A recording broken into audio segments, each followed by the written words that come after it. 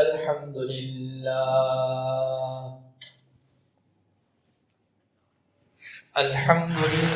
نحمده ونستعينه ونستغفره ونؤمن به ونتوكل عليه ونعوذ بالله من شرور أنفسنا ومن سيئات أعمالنا من يهده الله فلا مضل له ومن يضلله فلا هادي له ونشهد أن لا إله إلا الله وحده لا شريك له ونشهد أن سيدنا وسندنا ومولانا محمدا عبده ورسوله صلى الله تبارك وتعالى عليه وعلى آله وأصحابه وبارك وسلم تسليما كثيرا أما بعد فأعوذ بالله من الشيطان الرجيم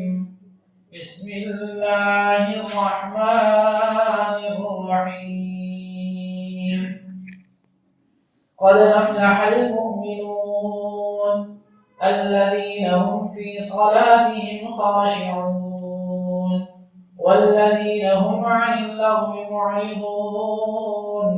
والذين هم للزكاة فاعلون والذين هم لفروجهم حافظون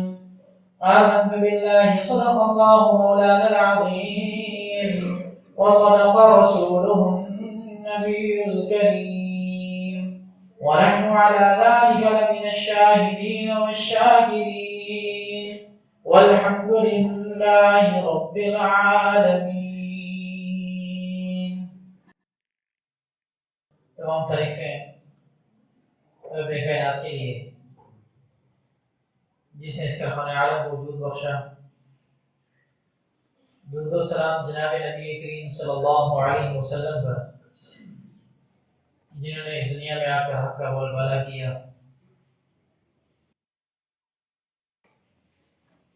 سامعین محترم، فلاح یافتہ مومنین کے حوالے سے گفتگو چل رہی تھی اور اس میں والذین هم للزکاة فاعلون کے حوالے سے بات چیت ہے. پہلے بھی عرض کیا تھا کہ اس کے دو معنی ہیں. ایک تو یہ کہ جیسے ہم زکوٰۃ ادا کرتے ہیں، زکوٰۃ کی ادائیگی روپے پیسے کی صورت میں ہوتی ہے، کسی بھی صورت میں انسان کرتا ہے وہ زکوٰۃ ہے. اور دوسرا یہاں پہ زکوٰۃ سے مراد اچھے اخلاق ہیں.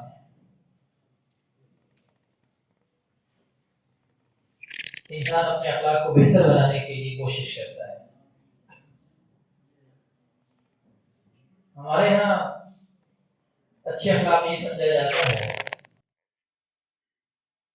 کہ ایک انسان کسی سے ملاقات کرے تو اس کے چہرے کے اوپر مسکراہٹ ہو، گفتگو نرمی کے ساتھ کرے اور اسی طریقے سے غصہ کسی کے اوپر نہ کرے، اس کے اندر برداشت کا جذبہ ہو. اس طرح کی مختلف چیزیں ہیں جن کو ہم نے معیار بنایا ہے کہ یہ اچھے اخلاق ہیں.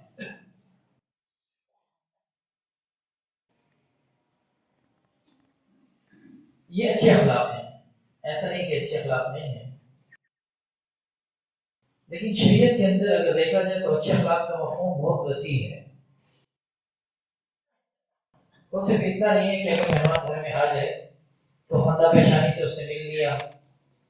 اس کو کھانے پینے کے لیے اچھا پوچھ کیا، اچھی جگہ پہ اس کو بٹھایا، بہترین طریقے سے اس کو رخصت کیا، یا کسی کے ساتھ نرم لہجے میں بات کر دی، کسی کی تھوڑی مدد کر دی. یہ اچھے اخلاق میں آتے ہیں، لیکن اتنا محدود مفہوم اور اس کا جو وسعت ہے اتنی ہمیں محدود کرتی ہے کہ کچھ چیزیں ہمیں اخلاق لگتی ہیں، اگر اس سے تھوڑا سا اوپر نیچے ہو جائے تو ہم سمجھتے ہیں یہ اخلاق نہیں ہے۔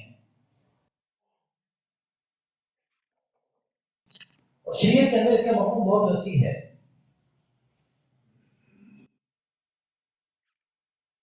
اب شریعت کے اندر اس کا مفہوم کیا ہے، کیسے ہم اس کو دیکھیں گے؟ تو اس میں یہ بات بھی آتی ہے کہ جو اخلاق جہاں سے ہو رہے ہیں، جو اس کا منبع اور محور ہے وہ دل ہے، وہاں سے نکلنے والا جذبہ وہ کیا ہے؟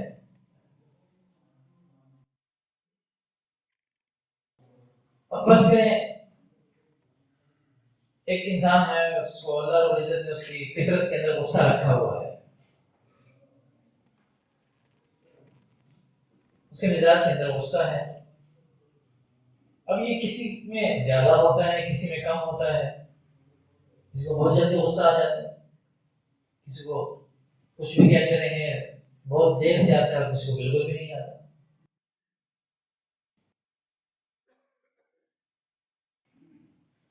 اب یہ بھی اخلاق کے اندر ہی شامل ہے۔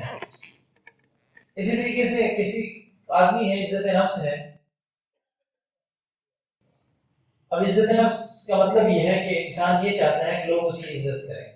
بہت اچھا جذبہ ہے۔ کسی کے اندر یہ بہت زیادہ ہے، کسی کے اندر معمولی سا ہے، کسی کے اندر بالکل نہیں ہے، لیکن یہ اچھی صفت ہے کہ لوگ اس کی عزت کریں۔ اب یہ جتنی چیزیں ہیں جن کو اللہ رب العزت نے انسان کی فطرت کے اندر رکھا ہے، یہ اگر اعتدال پہ آ جائیں، نہ بہت زیادہ ہو نہ بہت کم ہو، اور اسی طریقے سے موقع محل کی مناسبت سے جتنی ضرورت ہے اتنی ہو، تو یہ اچھے اخلاق ہے۔ بس اس کو مثال سے ایک آدمی ہے، اس کے سامنے اس کے گھر میں ڈاکہ ڈل گیا، لوگ آئے اور اس نے ان کے گھر کے اوپر ہلا بول دیا، جو کچھ تھا وہ سارا لے رہے ہیں، اور وہ اسے کوئی غصہ نہیں آ رہا، وہ مقابلہ کر سکتا ہے لیکن مقابلہ نہیں کر رہا، وہ کچھ بھی نہیں کہہ رہا ہے۔ اس کا مطلب یہ ہے کہ یہ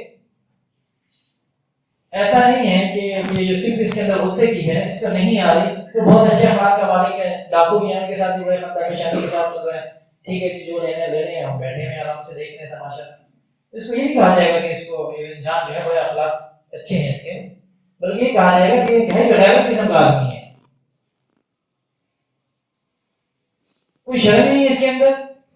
اپنا نقصان کروا رہا ہے۔ گھر کے اندر لوگ آ گئے ہیں، گھر کے اندر عورتیں ہیں، ماں باپ ہیں، بچے ہیں، لیکن اس کو بالکل غصہ نہیں آ رہا، یہ کیسا آدمی ہے؟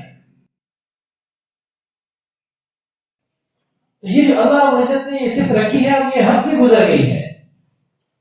کیونکہ اب اس کو غصہ نہیں آ رہا، آنا چاہیے تھا، نہیں آ رہا اسے،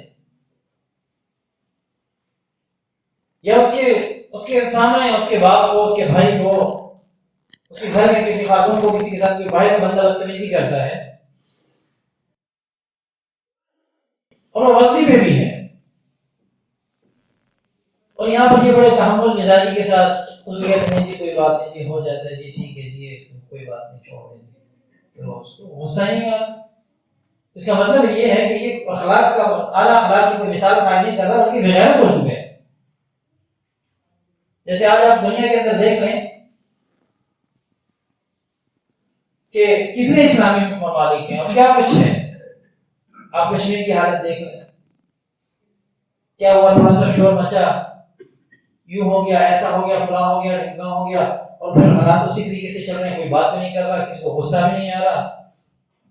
کوئی کچھ بھی نہیں ہو رہا، کوئی جذبہ بھی نہیں ہے کہ ان کے ساتھ ہمدردی ہو۔ تو یہ کہا جاتا ہے کہ اب یہ لوگ بغیرت ہو چکے ہیں، ان کے اندر غیرت ختم ہو چکی ہے، کہ کوئی اخلاق نہیں ہے۔ فلسطین کے اندر دیکھیں کتنے مسلمان ہیں، اور ہمارے یہاں کتنا ہمارا جذبہ پیدا ہوتا ہے کہ ہم ان کی مدد کریں، کتنا ہمیں غصہ آ جاتا ہے کہ لوگ کیوں ایسا کر رہے ہیں، لیکن ہمیں نہ غصہ آتا ہے، اس لیے ہمیں کوئی کوشش ہوتی ہے، نہ کوئی جذبہ پیدا ہوتا ہے۔ اس کا مطلب یہ ہمدردی کا مادہ تھا مسلمان کی مسلمان کے ساتھ وہ ختم ہو چکا ہے، یہ اخلاق نہیں ہے۔ اس پہ غصہ آنا چاہیے تھا، اس پہ جذبات بھڑکنے چاہیے تھے۔ یہ ہمارے مسلمان بھائی ہیں، ان کے ساتھ یہ ہو کیا ہے؟ جس حد تک ایک انسان کوشش کر سکتا ہے وہ اس کا تو مکلف ہے۔ ہم کسی کے ساتھ اگر لڑ نہیں سکتے، اگر ہم کسی کا مقابلہ نہیں کر سکتے، لیکن اپنے دن جس حد تک ہم کوشش کر سکتے ہیں اس حد تک تو ہمیں کوشش کرنی چاہیے، بجائے اس کی کہ ہم یہ کوشش کرتے۔ یہ ہمارے اسلام ممالک میں دیکھنے بجائے اس کی ہم یہ کوشش کرتے۔ ہمارے یہاں کیا ہوتا ہے، ہمارے یہاں فضائی حدود بھی دی جاتی ہیں، ہمارے یہاں زمینی راستے بھی دیے جاتے ہیں، اور باقاعدہ ان کے لیے اور بہت سارے پیکیجز کا اعلان کیا جاتا ہے۔ تو یہ وجہ ہے کہ جب یہ سب کچھ ہو رہا ہے تو ہم جب پیٹ رہے ہیں اور اس کے لیے ہم خود وسائل بھی مہیا کر رہے ہیں، ٹھیک ہے ہمیں مزید پیٹو، تو پھر اللہ رب العزت تو اس قوم کی حالت اس وقت تک نہیں بدلتا جب تک وہ خود ارادہ نہ کرے کہ ہم نے اپنی حالت کو بدلنا ہے۔ تو ابھی مسئلہ یہ ہے کہ ہم یہ چاہتے نہیں ہیں کہ ہماری حالت بدلے، ہم یہ چاہتے نہیں کہ ہم کچھ کر گزریں، کیونکہ میں اپنے طور پر جتنی میں کوشش کر سکتا تھا میں نے نہیں کی، میں خود مجرم ہوں اس کا۔ اللہ رب العزت نے ٹھیک ہے انسان کو جو اس کی وسعت ہے جتنا وہ کر سکتا ہے اس سے زیادہ کا اختیار اللہ رب العزت اسے نہیں پوچھیں گے کہ آپ نے یہ کیوں نہیں کیا، وہ نہیں کر سکتا تھا۔ ٹھیک ہے جی، اگر فلاں جگہ پہ کسی مسلمان کے اوپر ظلم ہو رہا تھا تو میں کیوں نہیں روکا، میں نہیں روک سکتا تھا، میں نہیں کر سکتا تھا، تو ٹھیک ہے نہیں کیا، لیکن جتنا میں کر سکتا تھا کم از کم درجہ تو یہ تھا کہ میں دعا میں ہم لوگوں کو یاد رکھتا، ان کے لیے دعائیں کر سکتا تھا۔ میں تو وہ بھی نہیں، وہ بھی چھوڑ دی اور بس یہ معاملہ کر دیا کہ وہ جانے اور اللہ جانے ان کا آپس کا معاملہ ہے، ہمیں تو کچھ نہیں ہوگا۔ پھر یہ ہوتا ہے کہ پھر آہستہ آہستہ یہ معاملات بڑھتے رہتے ہیں اور بڑھتے بڑھتے پھر ایک ملک پھر دوسرا پھر تیسرا پھر چوتھا اور پھر یہ معاملہ سارا خراب۔ یہ جو اللہ رب العزت نے جذبہ رکھا اسی کا اس کو معتدل اعتدال کے اوپر ہونا چاہیے۔ اگر یہ بالکل ختم ہو جائے تو یہ بھی اخلاق نہیں ہے، اور اگر یہ بہت زیادہ ہو جائے تو پھر بھی وہ اخلاق نہیں ہے۔ ایک آدمی ہے، وہ دیکھ رہا ہے کہ میرا بیٹا ہے اور وہ کسی نافرمانی کے اندر، اللہ رب العزت کی نافرمانی کے اندر مبتلا ہو گیا، اب وہ کوشش کرتا ہے اس کو منع کرنے کی، ایک دفعہ روکتے ہیں، دوسری دفعہ روکتے ہیں، تیسری دفعہ روکتے ہیں، اور پھر اسے غصہ آ جاتا ہے۔ غصہ آتا ہے تو اس کو جب منع کرتا ہے نہیں روکتا تو غصے میں آ کے اس کو خوب مارتا ہے، کیا نہیں اتار دیتے اس کی مار کے۔ اب یہ جو غصہ ہے یہ اعتدال سے بڑھ گیا ہے، یہ اعتدال سے تجاوز کر گیا ہے۔ مار کی بھی شریعت نے اجازت دی ہے، لیکن کہاں تک دی ہے، اس کی حدود مقرر کی ہے۔ حدیث مبارکہ کے اندر آتا ہے کہ اگر بچہ 7 سال کا ہو جائے تو پھر اس کو نماز کا حکم کرو، اس کی عادت بناؤ کہ وہ نماز پڑھ لے۔ 10 سال کا ہو جائے نہیں نماز پڑھ رہا تو اب اس کو مار کے نماز پڑھاؤ، لیکن مارنا کیسے ہے؟ مارنا ایسے کہ اس کے چہرے کے اوپر نہیں مارنا، حرام ہے چہرے کے اوپر مارنا کسی کے۔ ہمارے یہاں کیا ہوتا ہے، چھوٹے بچوں کو عموماً تھپڑ پڑتا ہے تو پڑتے ہی چہرے کے اوپر ہے، اور کہتے ہیں اتنے زور سے تھپڑ ماروں گا کہ تمہارا منہ دوسری طرف لگ جائے گا، منہ بگاڑ کر دوں گا تمہارا۔ ہمارا ہی چہرے کے اوپر ہوتا ہے، حرام ہے چہرے کے اوپر مارنا، چہرے کے اوپر مارنا قطعاً جائز ہے۔ اور یہ دوسری بات، ایک اور بات اسی کے سامنے ایک اور بات ذہن میں رکھ لیں کہ بچوں کو جو مارنا ہوتا ہے، چھوٹے بچوں کو، اس کا بہت نازک مسئلہ ہے۔ چھوٹے بچوں کو مار کے ہم ان سے اگر معافی بھی مانگ لینا کہ بھائی ہمیں معاف کر دیں، اور وہ بچے بظاہر ہمیں معاف بھی کر دیں تو ان کی معافی کا کوئی اعتبار نہیں ہے جب تک کہ وہ بالغ ہو کے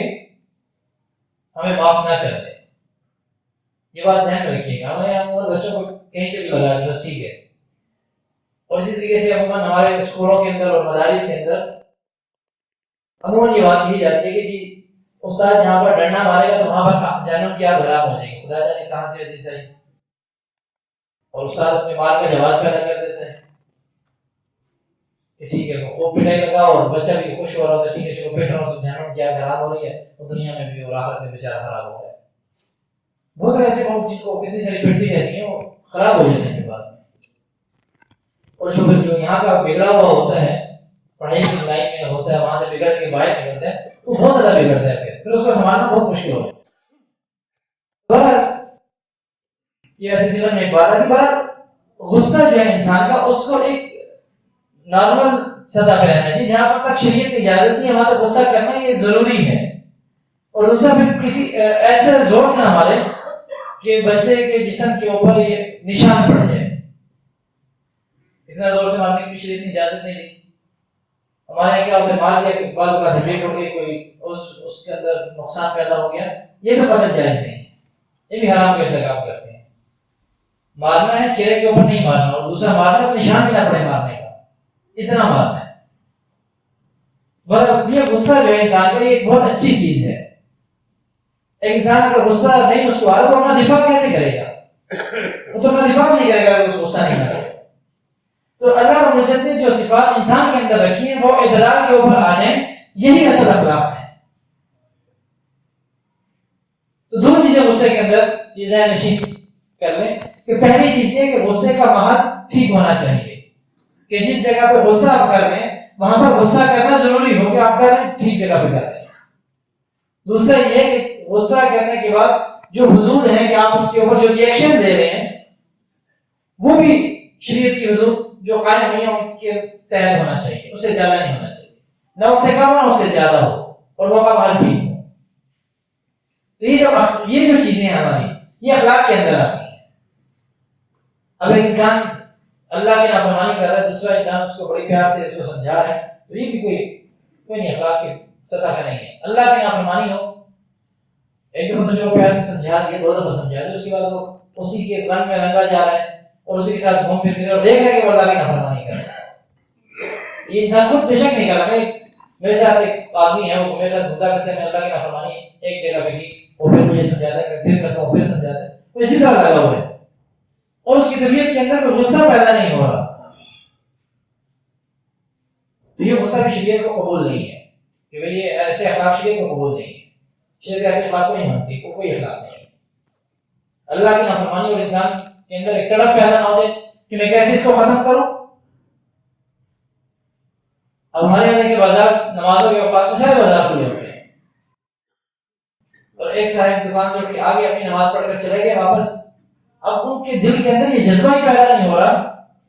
کہ لوگ کیوں نماز کی طرف نہیں آ رہے، نماز کے اوقات میں بازار کیوں بند نہیں ہو رہے، اور یہ اسی طریقے سے سب کو السلام علیکم وعلیکم السلام بغیر سمجھائے، بغیر ان کے لیے کوئی محنت اور کوشش کیے کچھ بھی نہیں کر رہا۔ کم از کم آتے ہوئے اس کا حق بنتا ہے کہ میں کہہ دوں کہ آ جاؤ نماز کے لیے چلے، اتنا تو وہ کر سکتا ہے۔ نماز کے بعد ان کے لیے دعا تو کر سکتا ہے، اور دل کے اندر ایک جذبہ تو پیدا کر سکتا ہے، کرو تو ہے اس کے اندر، تو یہ تو ٹھیک ہے، اتنا اللہ نے اتنا کا مکلف اس کو کیا، اتنے کا ثواب بھی ہوگا۔ ہمیں یہ کیا تھا کہ نہیں کیا تھا، اتنا پوچھا بھی جائے گا۔ تو اسی طریقے سے انسان کے اندر عزت نفس کا، جیسے میں کہا کہ عزت نفس کا جذبہ ہوتا ہے کہ لوگ میری عزت کریں، یہ بھی بہت اچھا جذبہ ہے، لیکن یہ بھی اگر حد سے بڑھ جائے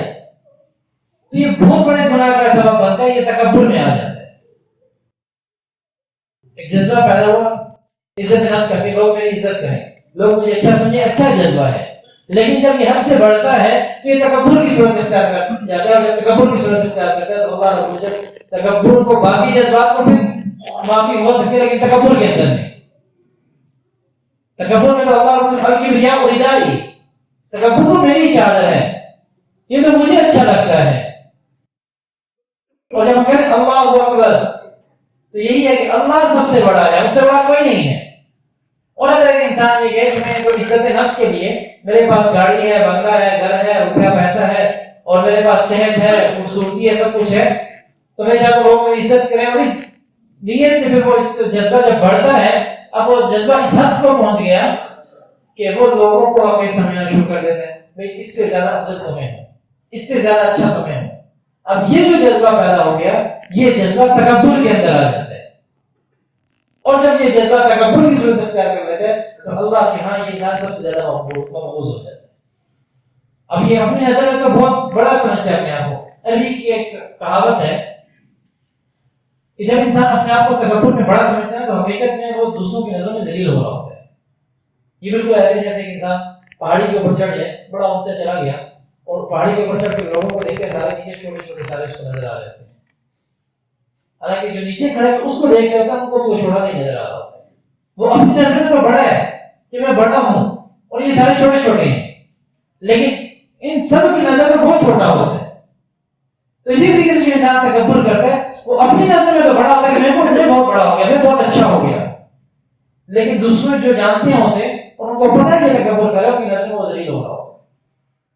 تو اس لیے جتنی بھی صفات اللہ رب العزت کی ہیں جو انسان کے اندر اللہ نے رکھی ہیں, وہ اگر اعتدال کے اوپر ہوں تو وہ اچھے اخلاق کے اندر آتے ہیں.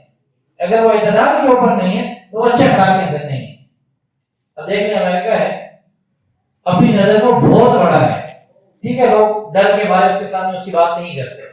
دوسرے جو ممالک ہیں, یہ ویسے ایک مثال ہے, کوئی ایسی کوئی سیاسی گفتگو نہیں ہے مثال کے طور پہ, کہ اب